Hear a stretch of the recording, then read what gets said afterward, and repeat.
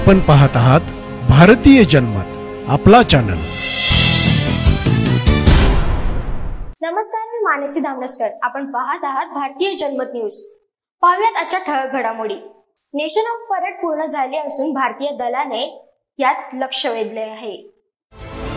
Paris Olympic 2024 चा उद्घाटन सोहळा पार पडला आहे। फ्रान्सच्या राजधानीत झालेल्या या सोहळ्यात जगभरातील खेळाडू आणि चाहते सहभागी झाले होते। ऑलिम्पिकच्या इतिहासात पहिल्यांदाच उद्घाटन सोहळा स्टेडियम मध्ये नाही तर नदीच्या तीरावर मोठ्या दिमाखात पार पडला। एकापेक्षा एक मनमोहक दृश्य या उद्घाटन सोहळ्यादरम्यान पाहायला मिळाली। भारतीय संघाची महिला ध्वजवाहक 2 वेळा ऑलिम्पिक पद विजेती पी.व्ही. सिंधू आणि अनुभवी टेबल टेनिसपटू अंचता शरद कमल ध्वजवाहक होते। खेळाडूंसाठी उद्घाटन समारंभांचे किट डिझायनर तरुण ताहिलियानी यांनी डिझाईन केले होते। भारत परेड मध्ये 84व्या क्रमांकावर होता। या उद्घाटन सोहळ्यादरम्यान पॅरिस मधील संस्कृती आणि फ्रेंच संस्कृतीचे प्रदर्शन पाहायला मिळाले।